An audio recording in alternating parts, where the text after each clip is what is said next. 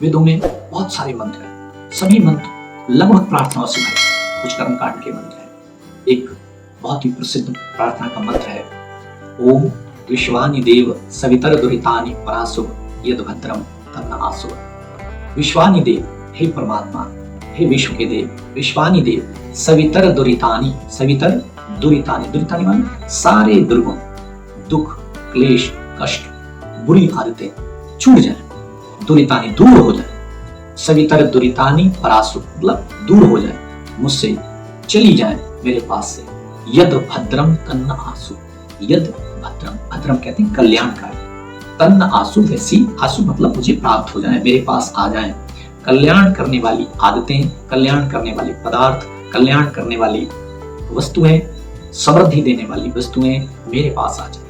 हे प्रभु, आप ऐसी दया, ऐसी कृपा करो कि मेरे दुर्गुण दूर हो जाए, बुरी आदतें मुझसे दूर हो जाए और अच्छी चीजें मुझे प्राप्त हो जाए, अच्छे पदार्थ मुझे प्राप्त हो, अच्छे लोग मुझे प्राप्त हो, अच्छी विद्या मुझे मिले।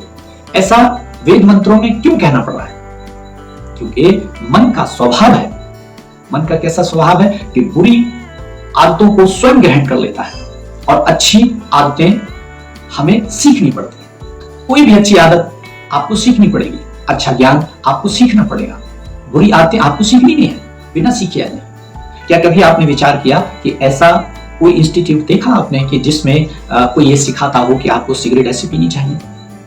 व्यक्ति सीख जाता है। कोई ऐसा इंस्टीट्यूट आपने देखा कि जिसमें ये सिखाया जाता हो कि शराब ऐसे पीना चाहिए, तो ज्यादा नशा होगा, ज्यादा आनंद आएगा। शराब पीने के लिए आपको कहीं पूरी दुनिया में इंस्टीट्यूट नहीं मिलेंगे सिखाने वाले, लेकिन व्यक्ति सीख जाता है, शराब पीना सीख जाता है, बीड़ी पीना सीख जाता है, सिगरेट पीना सीख जाता है, झूठ बोलना सीख जाता है। कोई इंस्टीट्यूट ऐसा नहीं है कि जो सिखाता हो कि झूठ ऐसे बोलना चाहिए, किसी की पॉकेट ऐसे मारनी चाहिए, किसी को धोखा ऐसे देना चाहिए, किसी का बुरा ऐसे करना चाहिए, किसी से ईर्ष्या ऐसे करना चाहिए, किसी से द्वेष ऐसे करना चाहिए। दुनिया में कोई इंस्टीट्यूट नहीं है जो सिखाता है, पर व्यक्ति सीखता है। इसलिए वेद भगवान को यह प्रार्थना करनी पड़ रही है, सवितर दुरितानि, जितने भी दुर्गुण है वो दूर हो जाए। क्यों दूर हो जाए? क्योंकि मन की प्रवृत्ति ऐसी है कि वो हमेशा बुराइयों की तरफ भागता है, अच्छाइयां हमें ग्रहण करनी पड़ती है। आपको सिगरेट की आदत लग गई है तो छुड़ाने के लिए आपको मेहनत करनी पड़ेगी, किसी इंस्टीट्यूट में जाना पड़ेगा ये सीखने के लिए कि हमको ये छोड़ना है, तंबाकू हमको छोड़नी है, कोई बुरी लत हमको छोड़नी है। इसीलिए सत्संग होते हैं, भगवान की कथाएं होती हैं, भगवान के मंत्र हम जब करते हैं, ऋषि मुनियों की शरण में बैठते हैं, वेद मंत्रों का पाठ करते हैं, हम सत्संग करते हैं, भजन करते हैं, ध्यान करते हैं, कीर्तन करते हैं, तब भी हम बुरे काम करते हैं। क्यों? क्योंकि मन की प्रवृत्ति हमेशा बुराई की तरफ जाती है। मन हमेशा बुराई की तरफ अपने आप चला जाता है, अपने आप आकर्षित हो जाता है और अच्छाई की तरफ हमें लगाना पड़ता है। आपको बच्चों को कोई चीज सिखानी है, आप कहते हो ध्यान से पढ़ो, ये करो, वो करो, लेकिन बुराई, गाली देना अपने आप सीख जाते हैं, झूठ बोलना अपने आप सीख जाते हैं, शैतानी करना अपने आप सीख जाते हैं। शैतानी करना कोई नहीं सिखाता, हम अपने आप सीख जाते हैं, लेकिन अच्छाई आपको सिखानी पड़ती है। इसीलिए कितना महत्व है प्रार्थनाओं का हमारे जीवन में। हो सकता है ये वीडियो बहुत लंबी हो जाएगी, आपको 2 भागों में मिल जाएगी। इसीलिए जब भी हम कोई भी कार्य करते हैं, हम प्रार्थना करते हैं, हृदय को और मन को जोड़ के प्रार्थना करें। अगर आप मंत्र का जप कर रहे हैं तो भी आप अपने हृदय से कहिए। इसलिए कहते हैं कि गरीब की हाय नहीं लेनी चाहिए। आपने वाक्य कई बार अपने जीवन में सुना होगा, क्योंकि वो हाय उस गरीब के हृदय से निकली होती है। मैं एक बार देवलाली में था। देवलाली ये नासिक के पास पड़ती है, ये जगह बहुत फेमस जगह है। वहां मैं एक आश्रम में ठहरा हुआ था, तो एक टीम आई थी उसमें, जैनिक डॉक्टर की। तो मेरी उनके साथ बातचीत हुई।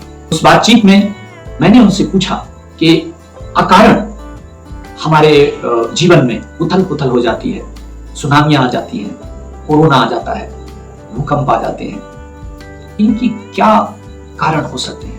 क्योंकि वैज्ञानिक कारण और होते हैं, बट कोरोना का कोई वैज्ञानिक कारण नहीं है। भूकंप के कुछ कारण होते हैं। तो उन्होंने बताया, जो बूचड़ खानों में मशीनों के द्वारा जानवरों को काटा जाता है एक साथ, तो कहते उनकी जो आह निकलती है, उनकी जो हाय होती है, वो ब्रह्मांड में इकट्ठी होती है और उससे ब्रह्मांड में उथल पुथल होती है, वो मनुष्य के जीवन को डिस्ट्रॉय करके रख देती है। हमने अनावश्यक पेड़ों को काटना शुरू कर दिया, हमने अनावश्यक जानवरों को काटना शुरू कर दिया, हमने अनावश्यक किसी का हक मारना शुरू कर दिया, हमने बेईमानी करना शुरू कर दी, भाई भाई का हक मार रहा है। ऐसे बहुत सारे रीजन उन्होंने बताए कि जिस वजह से प्रकृति में प्रकोप पैदा होता है, उनकी हाय से प्रकोप पैदा होता है। इसलिए प्रार्थनाओं का होना हमारे जीवन में बहुत ही महत्व रखता है। फर्क इतना है कि हम उन प्रार्थनाओं को हृदय से करें। जब भी आप हृदय से प्रार्थना करेंगे, उन प्रार्थनाओं का असर प्रकृति में जरूर होगा। मनोविज्ञान में ऐसी बहुत सारी बातें होती हैं कि जब भी हम किसी बात को बार बार दोहराते हैं तो वो हमारे अनकॉन्शियस माइंड में, अवचेतन मन में जाकर वो हमारे शरीर के सारे जो नसें हैं, ऐसी नसें जो मैसेज रिलीज करती हैं, हमारे शरीर को कंट्रोल करती हैं, उनको वो हिला देती हैं। आप वैसा ही सोचने लगते हैं। इसीलिए कहा जाता है, बार बार मनोविज्ञान में भी बात कहते हैं कि बार बार आप किसी बात को दोहराएं। तो हम मंत्र क्या करते हैं? मंत्र बार बार ही तो दोहराते हैं। जब हम बार बार दोहराते हैं तो धीरे धीरे वो हमारे सबकॉन्शियस माइंड में जाता है, और सबकॉन्शियस माइंड हमारी बॉडी का यानी मस्तिष्क का कंट्रोल करता है। कंट्रोलिंग पावर उसके पास है। ये विषय दूसरा है, कभी हम इस पर और चर्चा करेंगे। लेकिन वो जैसे ही आप बार बार किसी वाक्य को, किसी मंत्र को दोहराते हैं, प्रार्थनाओं को दोहराते हैं, तो उनका असर आपके जीवन में आने लगता है। आप जो कुछ भी भगवान से मांगते हैं वो पूरा होता है। लेकिन देना जरूर चाहिए। पहले प्रार्थनाएं आप कर रहे हैं, जो कुछ भी आपके पास है आप पहले देना भी सीखिए, क्योंकि परमात्मा जो है वो तभी देते हैं जब आप योग्य हो जाए लेने। आप समझ रहे हैं मेरी बात को कि जैसे मान लीजिए आपने कोई नौकर रखा और उस नौकर को आप एकदम अपने घर की या तिजोरी की चाबी नहीं दे देंगे, मकान की दुकान की चाबी नहीं दे देंगे। आप उसको उस हद तक आजमाएंगे जब वो आपके विश्वास पर खरा उतरने लगेगा, तब आप हो सकता है उसे चाबी दे दें। ऐसे ही भगवान भी इस दुनिया में ऐसे लोगों की तलाश करते हैं कि जो देना जानते हैं, और जिसने भी देना सीख लिया उसे इस पृथ्वी पर कभी किसी कोई चीज की कमी नहीं रहती। प्रार्थनाएं स्वयं करें, जो भी आपके पास उन प्रार्थनाओं से मिले उसको बांटना सीखें। मेरे पास बहुत सारे लोग आते हैं, वो कहते हैं साहब हमारे पास कुछ है नहीं। आप पानी पीते हैं, एक गिलास पानी आप किसी पेड़ पौधे को डाल दें, तुलसी को चढ़ा दें, पीपल को चढ़ा दें, बरगद को चढ़ा दें, उससे आपको अनंत फायदा होगा। आप रोटी खाते हैं, एक रोटी में चीनी मिला करके चींटियों को डाल दें। आप आटे को थोड़ा सा भून लें, उसमें शक्कर मिला करके चींटियों को डालें। एक रोटी कुत्ते को दे दें, गाय को दे दें, कौवों को दे दें, मछलियों को दाना डाल दें। बहुत कुछ आपके पास देने के लिए है जो आप दे सकते हैं। प्रकृति तभी देती है आपको जब आप उसको देने को तैयार होते हैं। आप पृथ्वी में एक बीज डालते हैं, आपको हजारों मिलते हैं। ऐसे ही आप किसी की ईर्ष्या करेंगे तो ईर्ष्या आपको उतनी दुगनी मिलेगी, उसी पावर से मिलेगी। किसी की बुराई करेंगे, उसी पावर से आपको बुराई मिलेगी, जिस पावर से आप जब दान देते हैं तो दान का प्रतिफल आपको मिलता है, बुराई का भी प्रतिफल आपको उतनी ही पावर से मिलेगा। आप एक लोटा जल सूर्य को चढ़ा दें। लोग बहुत सारे कहते हैं कि भाई सूर्य को जल चढ़ाने से क्या उसे मिल जाएगा? मिल नहीं जाएगा। एक वैज्ञानिक प्रक्रिया है। जब भी आप हाथ उठा करके ऊपर से जब जल चढ़ाते हैं तो सूर्य की किरणें उसके जल के अंदर से आकर आपके शरीर पर जब पड़ती हैं तो बहुत सारे रोगों का नाश करती हैं, आपकी सोच बदलती हैं, आपको तरोताजा करती हैं। इसीलिए हमारे ऋषि मुनियों ने इन प्रक्रियाओं को शुरू किया। सूर्य को जल चढ़ाने से सूर्य को जल नहीं मिलेगा, ये बात सच है, और सूर्य को जल की जरूरत भी नहीं है। लेकिन सूर्य की जो किरणें हैं वो आपको जीवन देती है। बहुत सारे हड्डी के डॉक्टर कहते हैं कि विटामिन डी होती है सूर्य की किरणों में, तो आपको विटामिन डी की तभी पूर्ति हो जाएगी। और जब आप उस जल के साथ जो किरणें आपको मिलेंगी उनसे आपकी पूरी बॉडी एक्टिवेट हो जाएगी, सक्रिय हो जाएगी, आप तरोताजा हो जाएंगे और सूर्य जैसे चमकने लगेंगे, जैसे सूर्य चमकता है। ये सारे फायदे होंगे सूर्य को जल देने से। और वो जल पृथ्वी पर न गिराकर किसी पात्र में रखें और उस पात्र के जल को किसी पौधे में डाल दें। तो इस तरह से आप देना सीखें।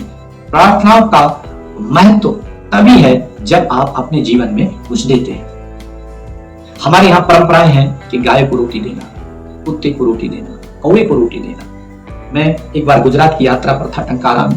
मैंने वहां एक गांव में देखा कि मंदिर के पास, मंदिर है वहां, और मंदिर के पास एक बहुत बड़ा हौद सा बना हुआ है और एक साइड में जो है वो कुछ नादें सी रखी हैं।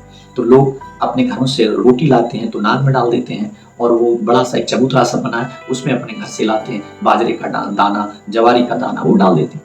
मैंने वहां के पुजारी से पूछा कि ये क्या है, तो उन्होंने बताया कि गांव के सारे कुत्ते आकर यहाँ भोजन करेंगे, दिन में आराम करेंगे, रात को 3 रास्ते हैं इस गांव की, वो आकर बैठ जाएंगे। 10 बजे के बाद कोई अपरिचित व्यक्ति गांव में नहीं घुस सकता।